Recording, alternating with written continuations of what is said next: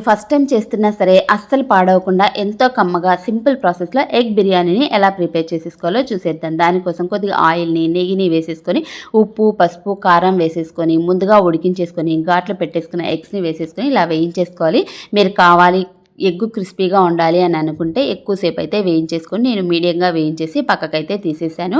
ఇప్పుడు ఇందులోనే బిర్యానీ హోల్ స్పైసెస్ని అలాగే ఒక పచ్చిమిర్చిని, మీరు కారం ఎక్కువ తినే వాళ్ళైతే ఎక్కువ మిర్చిని అయితే వేసేసుకోండి. కొద్దిగా కరివేపాకుని ఎర్రగడ్డని వేసేసుకొని అవి మగ్గిపోయిన తర్వాత అల్లం వెల్లుల్లి పేస్ట్ వేసి అది కూడా మగ్గిపోయిన తర్వాత టమాటో వేసి అది మగ్గిపోయిన తర్వాత పసుపు కారం ధనియాల పొడి గరం మసాలా పొడి బిర్యానీ మసాలా ఉంటే దాన్ని కూడా వేసేసుకోండి. లేదంటే సింపుల్గా స్కిప్ చేసేసి వీటిని మాత్రమే యూజ్ చేసేసుకోండి. ఇక్కడ నేను రోజ్ పెటల్స్ని ఆరబెట్టేసుకొని చేసుకున్న పొడిని కూడా వేసాను. ఇది వేసుకుంటే ఏ బిర్యానీ అయినా సరే అది వెజ్ అయినా సరే చాలా చాలా కమ్మగా టేస్టీగా ఉంటుంది.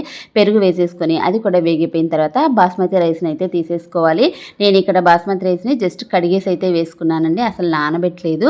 1 కప్పు బాస్మతి రైస్కి 1.5 కప్ వాటర్ని అయితే తీసుకుంటున్నాను. ఇక్కడ పుదీనాని ఫ్రైడ్ ఆనియన్స్ని కొద్దిగా నెయ్యిని ఇలాగ మనం రెడీ చేసి పెట్టేసుకున్నాం కదా ఎగ్ని ఏం చేసుకొని వాటిని కూడా వేసేసుకొని చివరిగా కొద్దిగా నిమ్మరసం వేసుకుంటే చాలా చాలా బాగుంటుంది. వేసేసుకొని కొద్దిగా మళ్ళీ పైనుంచి నెయ్యి వేసేసుకొని ఒక 3 విజిల్స్ని అయితే నేను పెట్టేశాను మీడియం ఫ్లేమ్లో ఉంచేసుకొని. సో ఎగ్ బిర్యానీ అయితే రెడీ అయిపోయిందండి. చాలా చాలా టేస్టీగా వచ్చింది. గుమగుమలు వచ్చేసాయి అనుకోండి. చాలా పొడి పొడిగా ఈ మెజర్మెంట్లో చేసుకుంటే 1 కప్పు బాస్మతి రైస్కి 1.5 కప్ వాటర్ని అయితే తీసేసుకోండి. చాలా కమ్మగా పొడి పొడిగా చాలా బాగా వస్తుంది. ఇక్కడ నేను మీకు ఒక బియ్యపు గింజని కూడా చూపిస్తాను చూడండి. ఉడికిపోయిన తర్వాత చాలా పర్ఫెక్ట్గా అయితే కుక్ అయిపోయిందండి.